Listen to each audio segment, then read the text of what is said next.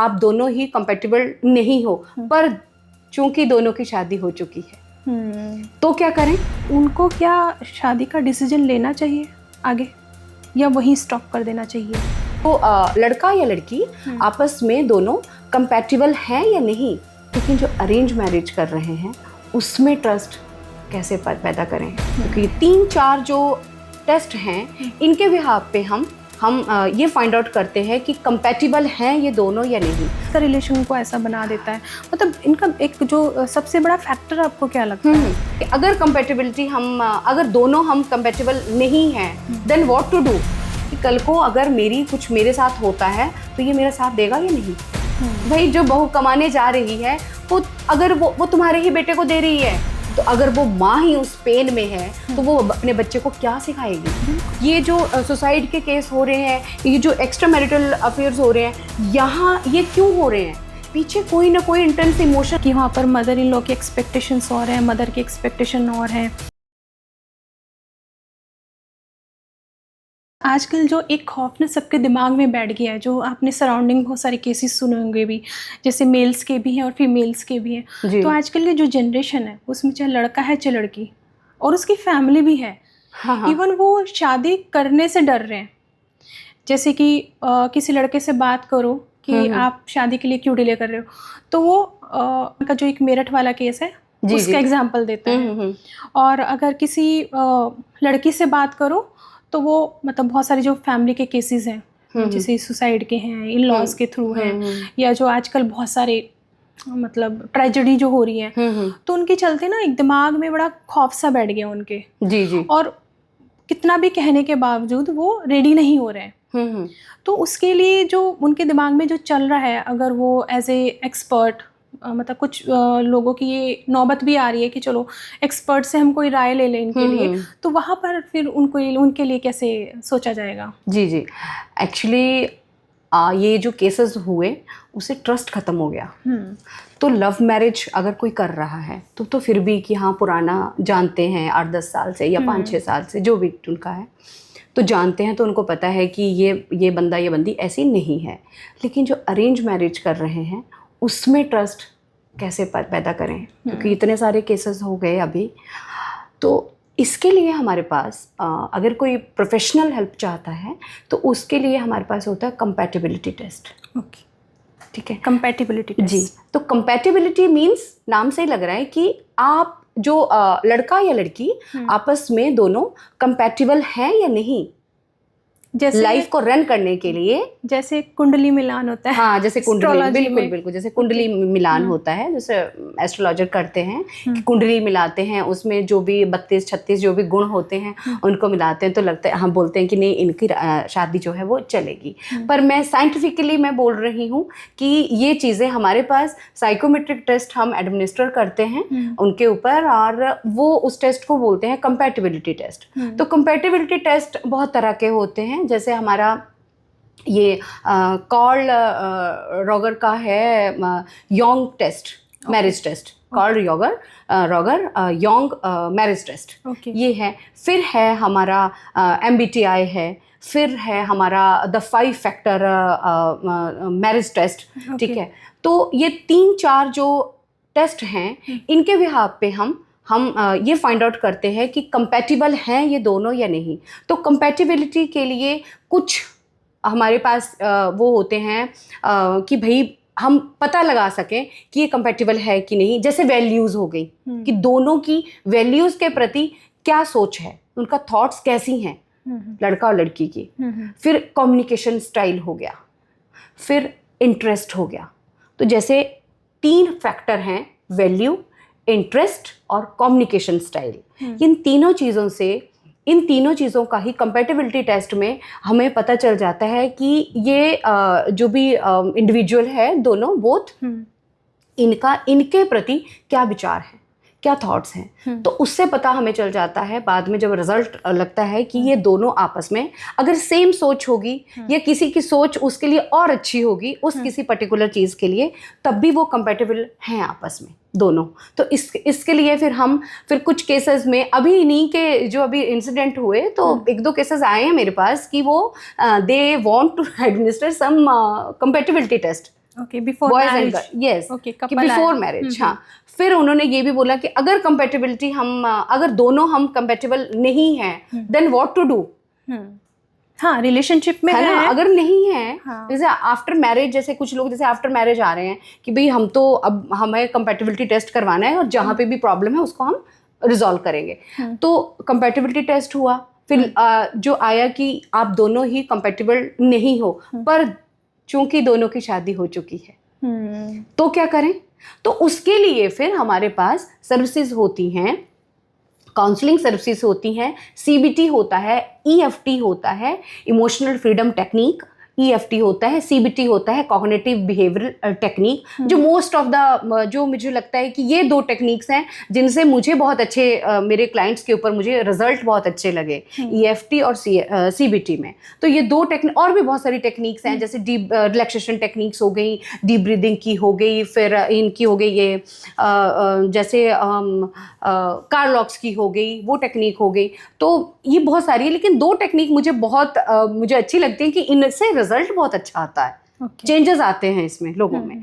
तो अगर कंपैटिबल नहीं हो तो इन 2 टेक्निक के साथ, थेरेपीज के साथ हम दोनों को कंपैटिबल करने की कोशिश करते हैं। इन इंडिया ये ट्रेंड स्टार्ट हो चुका है। Yes. जैसे आपने बोला कि आपके पास क्लाइंट आने लगे हैं, 3-4 लोग मेरे पास आए हैं इन केसेस के बाद, जो अभी हुए रिसेंटली। जो अब यहाँ पे शो में किसी का मैं जिक्र नहीं करना चाहती हूँ, लेकिन सबको पता है कि बहुत सारे केसेस रजिस्टर हुए हैं और कुछ तो रजिस्टर भी नहीं हुए हैं। पर 30+ केसेस जो हैं वो रजिस्टर हुए हैं कि वाइफ ने, कोई भी प्रॉब्लम थी, कोई भी इशू था। देखिए, कोई किसी का मर्डर ऐसे नहीं कर देता है, और इसके लिए बहुत हिम्मत की जरूरत होती है, और एग्रेशन कितना होगा, बहुत ज्यादा है। एज अ साइकोलॉजिस्ट मैं ये मानती हूँ कि कोई भी गलत काम करता है तो उसके लिए उसको पता होता है कि मैं गलत कर रहा हूँ, लेकिन उस टाइम पे उसके इंटेंस इमोशंस इतने हावी हो चुके होते हैं कि वो किसी को मारने पे मजबूर हो जाता है। तो ये सिचुएशन ही ना आए उससे पहले ही जो हमारी एजेंसीज हैं, मेंटल हेल्थ की जितनी भी एजेंसीज हैं, उनको थोड़े से ये अवेयरनेस प्रोग्राम जो है वो कंडक्ट करने चाहिए। जैसे हमारे यहाँ पे अभी ये नुक्कड़ नाटक होते हैं, उनके थ्रू लोगों को अवेयर कीजिए। एनजीओज जो हैं कि भाई अभी सबसे ज़्यादा ज़रूरत है कि जो एग्रेशन है जो माइंड में है उसको निकालना कैसे है, और लोगों को थोड़ा सा ये थ्रू नुक्कड़ नाटक लोगों को गाइड किया जाए कि ये सारी चीज़ें ना करके इसकी सोल्यूशन की तरफ जाइए। अच्छा, जैसे मैं आपको इसमें रोकना चाहूँगी, जो हमने अभी बात कर रहे थे कि एग्रेशन है, हाँ, लड़की के अंदर है या लड़के के अंदर, और वो आफ्टर मैरिज ऐसे ब्लास्ट होता है जी, तो उसका एक रीज़न क्या है? मतलब पीछे से ही उनका एक जो बिहेवियर है, या उनका जो बैकग्राउंड है, या फैमिली बैकग्राउंड है, या उनकी कंडीशनिंग है, वो एक रीज़न है, या जब वो एक नई फैमिली में एंटर करते हैं, वहाँ की जो सराउंडिंग कंडीशंस जो हैं वो उनको ऐसा करने पे मजबूर कर देती हैं, या उनका आपस का रिलेशन उनको ऐसा बना देता है? मतलब इनका एक जो सबसे बड़ा फैक्टर आपको क्या लगता है? एक्चुअली ये हेरिडिटरी होता है, एंगर इश्यूज।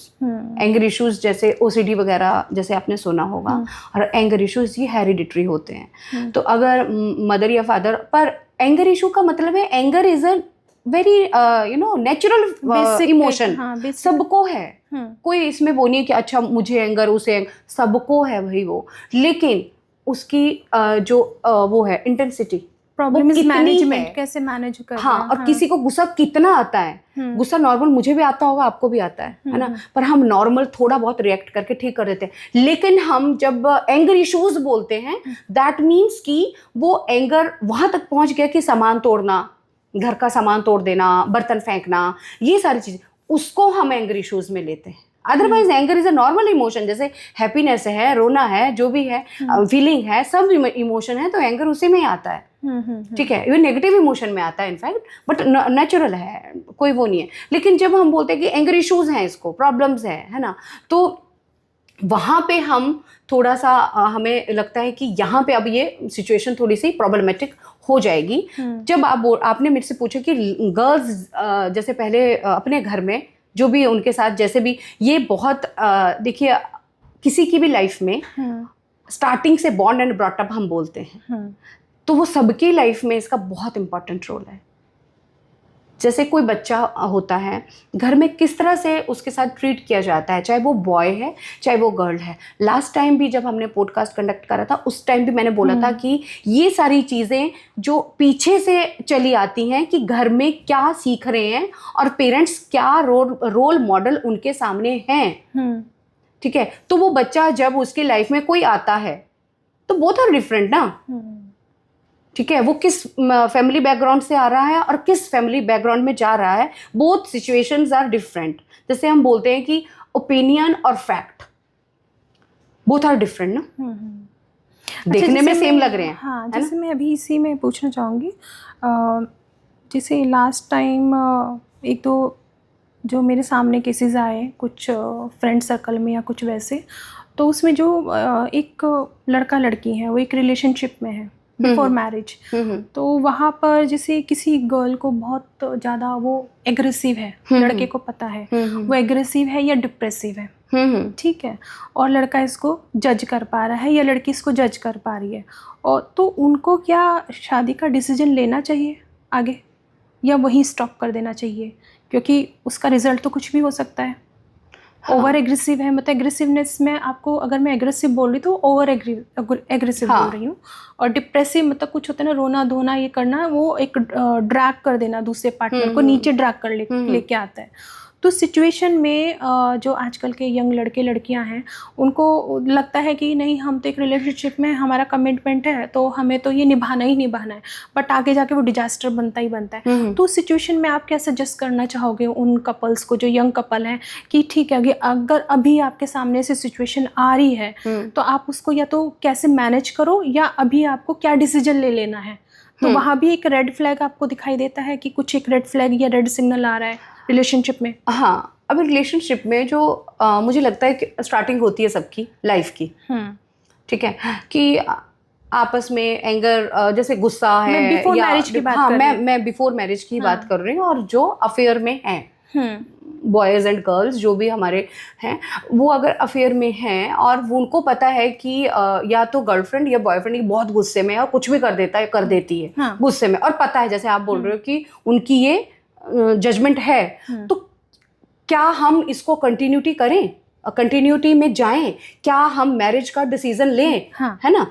तो इसके लिए उस टाइम पे ऐसी एज होती है कि उस टाइम पे वो गुस्सा या कुछ नहीं दिखता है, क्योंकि उस टाइम पे जो ये जो बच्चों के जो माइंड सेट होता है उसमें ये सारी चीज़ें दिखती नहीं हैं, क्योंकि ये सारी चीज़ें मुझे लगता है ये आती हैं एक मैच्योरिटी के बाद, कि अगर गुस्सा है भी तो उसको कैसे मैनेज करना। जैसे मैंने आपको अभी बताया कि जैसे जो एक्स्ट्रा मैरिटल अफेयर में लोग पार्टनर जा रहे हैं, तो जो दूसरा बच जा रहा है, या तो उसको डिवोर्स देना या उसको टेक्निक के साथ उसी घर में रहना है। तो सेम ऐसे भी चीज़ें आती हैं कि, लेकिन सम टाइम क्या होता है कि जब उनके ऊपर एक रिस्पॉन्सिबिलिटीज़ आती हैं तो ये चीज़ें मैनेज भी हो जाती हैं। तो ये बोल देना कि मेरा जो जैसे बॉयफ्रेंड या गर्लफ्रेंड बहुत गुस्सेबाज है, या वो बहुत कुछ मतलब उस टाइम पे रिएक्ट कर देता है, तो मैं इससे शादी नहीं करूं, तो इसको एक वो नहीं बना सकते हो, फैक्टर नहीं बना सकते हो कि भाई मैंने इसके बिहाफ पे मैंने इसके साथ शादी नहीं करनी। आप इसको और ऑब्जर्व कीजिए। हाँ, वही मैं जानना चाह रही थी, क्या करें। हाँ, उसको बाकी ऑब्जर्वेशन भी करनी है कि कल को अगर मेरे साथ होता है तो ये मेरा साथ देगा या नहीं, या तो ये वर्स्ट सिचुएशन होती है, उसको करनी चाहिए ये चीज़ें शादी से पहले, कि इतने गुस्से में अगर मेरे साथ कुछ होता है, कुछ भी नेगेटिव होता है, तो ये मेरे साथ खड़ा होगा या नहीं खड़ा होगा। तो ये चीज़ें सारी ऑब्जर्व करके ही फिर आगे बढ़ना चाहिए, मैरिज का स्टेप तभी उठाना चाहिए।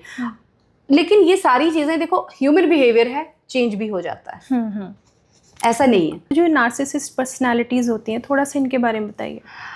नार्सिसिस्ट पर्सनैलिटीज़ होती हैं कि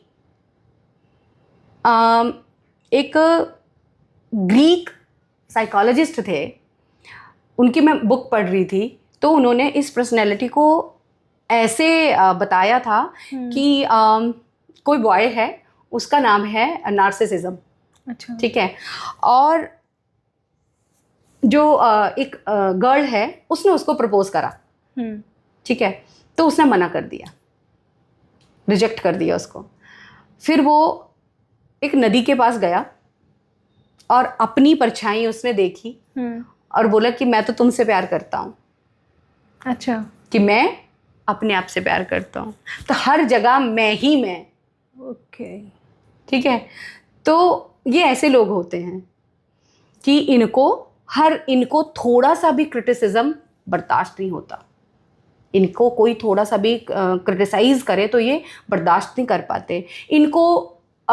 इनका ये होता है कि ये सेल्फ एडमायरेशन चाहते हैं कि सब मेरे को ही बोलें कि मैं ही अच्छा हूँ, मेरा ही काम अच्छा है, आई एम द बेस्ट। तो ये सिम्टम होते हैं इनके कि क्रिटिसिज्म इनको पसंद नहीं है और इनको जैसे एडमायरेशन चाहिए। इनको हर चीज़ का एडमायरेशन मीन्स हर चीज़ की प्रशंसा, कि हर कोई मेरी प्रशंसा करे, चाहे मैंने कुछ ही करा, मैं अपने से आगे कुछ ना बोलने दूँ। तो ये थोड़े से सिम्टम्स जो जिनके होते हैं वो नार्सिसिस्ट होते हैं। अच्छा, अगर किसी का जो पार्टनर है वो इस पर्सनालिटी डिसऑर्डर में आता है तो उसको कैसे मैनेज करें? देखिए, क्योंकि कई बार तो ना पार्टनर समझ ही नहीं पाता कि मेरे पार्टनर को एग्जैक्टली प्रॉब्लम क्या है, इशू क्या है इसके साथ में। तो ये एक्चुअली क्या होता है, जब पार्टनर को समझ में आ गया कि इनको हर चीज़ में मैं होता है ना, जैसे वो करनी है, तो एक तो पार्टनर है, तो इतनी ऐसी चीज़ के लिए हम उसको छोड़ भी नहीं सकते हैं। वही तो मैं आपको बोल रही हूँ कि जब आदमी एक्स्ट्रा मैरिटल अफेयर में जाता है ना, तो बहुत सारे पॉइंट्स होते हैं। हम ऐसे ही मुझे लगता है ऐसे ही कोई गलत रास्ते पे नहीं चलता है, क्योंकि मैरिज के बाद बहुत लोगों में मैच्योरिटी आ जाती है कि चीज़ें, एक तो फैमिली एटमॉस्फेयर चेंज होता है ना। जो लड़की अपने घर में बोलती है कि मैं कुछ नहीं करूँगी, मज़े से सुबह उठती हैं और जहाँ मन करता है वहाँ जाती, एकदम से एक रात में शादी होती है, रात या दिन जहाँ भी होती है, तो हमारे यहाँ रात में शादी होती है, तो मैं उस हिसाब से बोल रही हूँ कि एक रात में उस लड़की से ये एक्सपेक्टेशन हो जाती है कि पहले ये लड़की थी, अब ये औरत है और ये अब सुबह उठेगी, पूरे घर का जितना भी है मैनेज करेगी, ये एक्सपेक्टेशन होती है। वही ना, कुछ ही घंटों में चाहते हैं कि पर्सनालिटी। हाँ, और जो बच्चा जो है वो किसी का, जैसे गर्ल है, वो अपने घर में इतनी फ्रीडम से रह रही है कि सब रहते हैं, मुझे नहीं लगता ऐसा है कि कोई नहीं रहता, कि जब मन कर रहा है उठ रहे हैं, जब मन कर रहा है बाहर जा रहे हैं, एकदम से उसके ये सारी रिस्पॉन्सिबिलिटीज उसके ऊपर डाल देनी, तो आई थिंक वहां से स्टार्ट हो जाती हैं चीजें बर्स्ट होने। तो यहाँ ऐसे धीरे धीरे जो नार्सिसिस्ट पर्सनैलिटीज होती हैं, वो मुझे लगता है थोड़े थोड़े घरों में होती ही हैं, चाहे पार्टनर है, चाहे कोई मदर इन लॉ है, फादर इन लॉ, कोई भी हो सकता है, कोई भी हो सकता है। तो यहाँ पे उसको मैनेज कैसे करना है, कोई भी हो सकता है। आपने जैसे मुझे पूछा कि सिर्फ पार्टनर ही होगा, पर मुझे ऐसे लगता है वो कोई भी हो सकता है ना। तो इसको मैनेज करना है कि अपनी फर्म डिसीजन में रहना, अपनी लिमिट्स वो एकदम से प्रॉपर लिमिट्स जो है वो उनको बता देनी कि और उनको रियलाइज हो। और सबसे बड़ी बात कि लिमिट वहां पे खींचनी है कि आपको लग रहा है कि मैं गलत नहीं हूं यहाँ पे।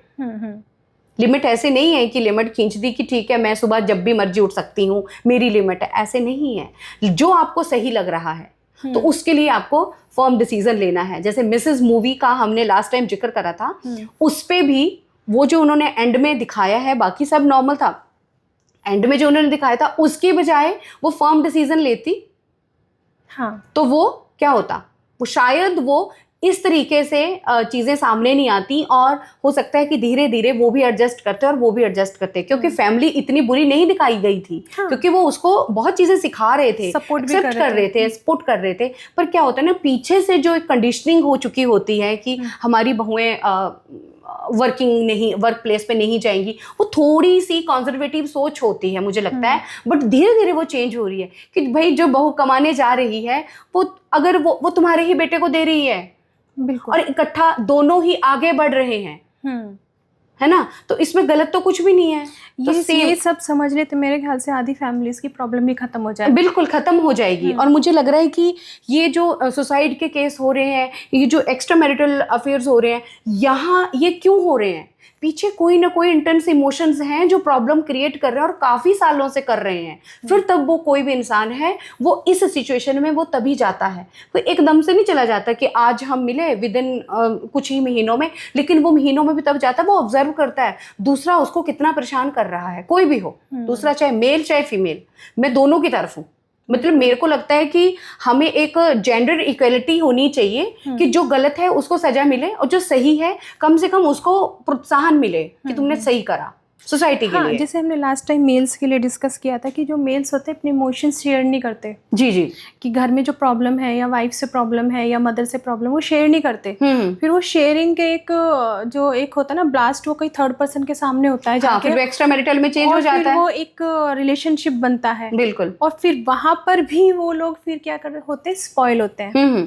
फिर वहां पर वो वाले इमोशंस भी वो किसी से शेयर नहीं कर पाते। बिल्कुल। और फिर एट लास्ट क्या होता है, डिजास्टर होता है। बिल्कुल, डिजास्टर का मतलब है कि वो सुसाइड करते हैं। हाँ, या वो सुसाइड टॉलरेट करेंगे क्योंकि मेन के अंदर एक वो है कि वो रिलीज नहीं कर पाते हैं अपने इमोशंस को। वही लास्ट टाइम हमने ये तो बात की थी कि थी। जब घर के जो बच्चे होते हैं जैसे कि ग्रोइंग बॉयज हैं, तो हमें उन्हें भी समझाना चाहिए कि शेयरिंग जो होता है वो बहुत ज़रूरी है। बिल्कुल। मदर से शेयर करें, ब्रदर से शेयर करें, सिस्टर से शेयर करें, फादर से शेयर करें, फ्रेंड से शेयर करें। तो एक शेयरिंग जो इमोशंस है तो वो रिलीज करना चाहिए। बिल्कुल, कम्युनिकेशन। हाँ, जो कम्युनिकेशन है वो एक बनना चाहिए। ये नहीं कि हाँ चल ब्रो ये कूल डैम क्या होते हैं आजकल के जो भी बच्चों के और अल्फा जनरेशन के जो वर्ड्स हैं, उनके तो वर्ड्स यही रह गए हैं। उनका आपने देखा होगा कम्युनिकेशन रहा ही नहीं है। हाँ। तो मुझे लगता है कि यहाँ पेरेंट्स को, स्कूल को, जो भी हैं, ये हेल्प बच्चों की करनी चाहिए। अदरवाइज तो उनकी लाइफ जो आगे आने वाली है वो प्रॉब्लमेटिक हो ही जानी है। वो स्टार्ट हो गई है।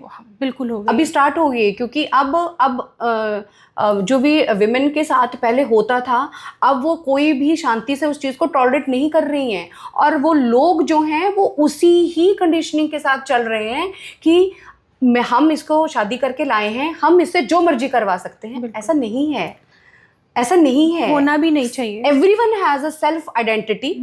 तो हर किसी को सबसे पहले है कि रिश्ते तो बाद में चलते हैं, सबसे पहले हमारा किसी के साथ भी इंसानियत का रिश्ता होता है। तो ये जो चीज़ें अब आ रही हैं, इतनी सारी चीज़ें आ रही कि सुसाइड जो है वो मेन जो है वो सुसाइड की तरफ जा रहे हैं। नहीं तो मेन को बहुत स्ट्रांग माना जाता था कि वो इतने बड़े डिसीजन नहीं लेते थे, है ना। तो ये क्यों हो रहा है इसका मतलब जैसे हम बहुत सारे अपने जो पिछले एपिसोड्स हैं उनमें भी डिस्कस कर चुके हैं जी। तो मेन तो एक जो रीज़न मुझे जो लगता है, जो फैमिली का एक माहौल है जी, है ना, आफ्टर मैरिज अगर वो जॉइंट फैमिली है तो बहुत ही प्रॉब्लमेटिक है। जो कि आजकल के केसेस हो रहे हैं कि वहाँ पर मदर इन लॉ की एक्सपेक्टेशंस और हैं, मदर की एक्सपेक्टेशन और हैं। बहुत सारे जो भी रिलेशन है, एक बंदे से एक्सपेक्टेशंस हो जाती है। वाइफ एक्सपेक्ट करती है हस्बैंड से, हस्बैंड एक्सपेक्ट करता है वाइफ से, और सारे जो सराउंडिंग लोग हैं वो एक्सपेक्ट करते हैं घर की बहू से। वहाँ बहू पेन में, बहू क्या है, उन दोनों के क्या होते हैं, उन दोनों के जो रिलेशन होते हैं वो ख़राब होते हैं आपस में। फिर वहीं से मुझे लगता है सारी कहानी शुरू हो जाती है। बिल्कुल। तो ये सबसे पहले ज़रूरी है कि ये चीज़ें जो इतनी ज़्यादा हो रही हैं, कॉम्प्लिकेटेड हो रही हैं और इतनी ऐसे ऐसे केसेस हो रहे हैं, तो इसको हमें जो मेंटल हेल्थ सर्विसेज हैं तो इनको थोड़े से ये प्रोग्राम करने चाहिए सो दैट कि घर से ही कोई बच्चा डॉक्टर, इंजीनियर, लॉयर कुछ भी बनता है, सबसे पहले जो फर्स्ट हमारी गुरु होती है वो हमारी माँ होती है। तो अगर वो माँ ही उस पेन में है तो वो अपने बच्चे को क्या सिखाएगी? बिल्कुल, क्योंकि माँ का एग्रेशन निकलेगा तो बच्चे में एग्रेशन आएगा ही आएगा। वो निकलेगा ना, क्योंकि जैसे एग्रेशन की जो स्टोरी है, जैसे ये है कि हम एग्रेशन शो करना चाहें तो हम कर सकते हैं, और अगर हम नहीं करना चाहें तो हम नहीं करते हैं। हमारे ऑफिस में हमसे जो सीनियर्स होते हैं, जो जिसको हम रिपोर्ट करते हैं, अगर वो हमें कुछ भी बोलते हैं तो हम चुपचाप सुनते हैं, okay sir, done sir, okay sir. लेकिन घर आके ही वही इंसान, दैट मीन्स उसको आता है अपने गुस्से को कंट्रोल करना, लेकिन जब घर आते हैं तो वही इंसान वो फ्रस्ट्रेशन या तो अपनी बीवी के ऊपर उतारेगा या बच्चों के ऊपर उतारेगा। हाँ। सेम विमेन का है कि अगर घर में किसी ने भी कुछ बोल दिया, या हस्बैंड के साथ कोई डिस्प्यूट है, या मदर इन लॉ या किसी के साथ भी है, तो वो क्या करेंगी, ये सारी चीज़ें अपने बच्चे के ऊपर उतारेंगी। तो सफरर कौन है? वो बच्चा, और वही बच्चा जब धीरे धीरे इस एटमॉस्फेयर में पल रहा है, वो आपको क्या लगता है कि वो अपनी लाइफ को बड़े सुचारू तरीके से चलाएगा? पढ़ाई करना, स्टडी करना, दैट इज टोटली डिफरेंट। मैंने लास्ट उसमें भी बोला था कि इंटेलिजेंस कोशेंट और इमोशनल कोशेंट, कि बोथ आर डिफरेंट, और इंटेलिजेंट कोशेंट से ज्यादा इमोशनल कोशेंट होना ज्यादा जरूरी है। और इमोशनल कोशेंट बढ़ेगा किससे? ये जो घर का एटमॉस्फेयर है। ठीक है, तो बच्चे जब इस एटमॉस्फेयर से आ रहे हैं, फिर वो शादी का डिसीजन लेते हैं, तो फिर वो गलत लेंगे। फिर आगे वो देखेंगे, आगे जो उनकी कंडीशनिंग, जो एटमॉस्फेयर जो घर का चल रहा होगा, वो अपना कोई भी कंपेनियन होगा। I am not talking here about any girl and boy, कोई भी है, तो वो अपने पार्टनर के साथ सेम वैसे ही करेगा। तो क्या हो रहा है, अब सेम ऐसा करेगा। वो जो लड़कियों के साथ जो एक्सपेक्टेशन पहले होती थी कि ये शांत होकर सुन लेगी, नहीं सुन रही हैं अब, क्योंकि अब उनका पालन पोषण लड़कों की तरह करा जा रहा है, जैसे पहले होता था कि बोथ आर इक्वल। ऐसे नहीं है कि पहले जैसे हमने बुक्स में भी पढ़ा है, अलग थे बुक्स में हमने कितने आनी पढ़ा है कि बहुत ज़्यादा ये जेंडर इक्वलिटी नहीं थी, जेंडर डिस्क्रिमिनेशन होता था कि गर्ल्स को पढ़ाई नहीं करने देते थे, गर्ल्स को अच्छा चीज़ें खाने को नहीं देते थे, बॉयज़ को ज़्यादा देते थे। तो अब धीरे धीरे ऐसे नहीं, अब बहुत पेरेंट्स बच्चों को एक जैसा कर रहे हैं। तो वो बच्चियां जब उनकी शादी हो रही है, फिर आगे अगर उनके जो बड़े हैं उनको वो सोच रही हैं, उनके बड़े जो भी बुजुर्ग हैं या मदर इन लॉ और फादर इन लॉ हैं, अगर वो उनसे एक्सपेक्ट कर रहे हैं कि नहीं ये 1 मिनट में होगा, प्लीज़ उनको टाइम दीजिए चेंज होने के लिए, क्योंकि वो उस जिस फैमिली बैकग्राउंड से वो आई है और आपका family background both are different. और मुझे लगता है चेंज का एक्सपेक्टेशन करना ही क्यों, बहुत ज़्यादा चेंज का करना ही क्यों? पर चेंज क्योंकि हर कोई चाहता है ना कि जो मेरी फैमिली है, जो मैंने अपने घर में जो रूल्स बनाए हैं उसके अकॉर्डिंग चले, वो एवरीवन वांट्स। वो रूल जब नहीं कोई, हाँ, क्योंकि वो रूल जब फॉलो नहीं होते तभी तो प्रॉब्लम स्टार्ट होती है। अथॉरिटी जो एक इशू है ना, मेरे ख्याल से वो हर लेवल पे है जी। एवरीवन वांट्स अथॉरिटी, बिल्कुल किसी भी लेवल पे है जी। मदर इन लॉ को भी चाहिए, फादर इन लॉ को भी चाहिए, फिर आगे बहू को भी चाहिए, बेटे को भी चाहिए, और आजकल बच्चों को भी चाहिए। तो वो आप बच्चे से 2 बार एक टोन में बात कर लीजिए, थर्ड टाइम वो उसी टोन में सेम आपको जवाब देगा। बिल्कुल यही हो रहा है। बिल्कुल, तो वो इसीलिए तभी तो बोल रही हूँ कि क्योंकि ये जागरूकता हो गई है, सेल्फ आइडेंटिटी हर किसी को चाहिए। तो thank you so much doctor Priyanka, आज आपने बहुत अच्छी जो जानकारी हमें दी, और आपका आने के लिए बहुत बहुत धन्यवाद। Okay, thank you so much.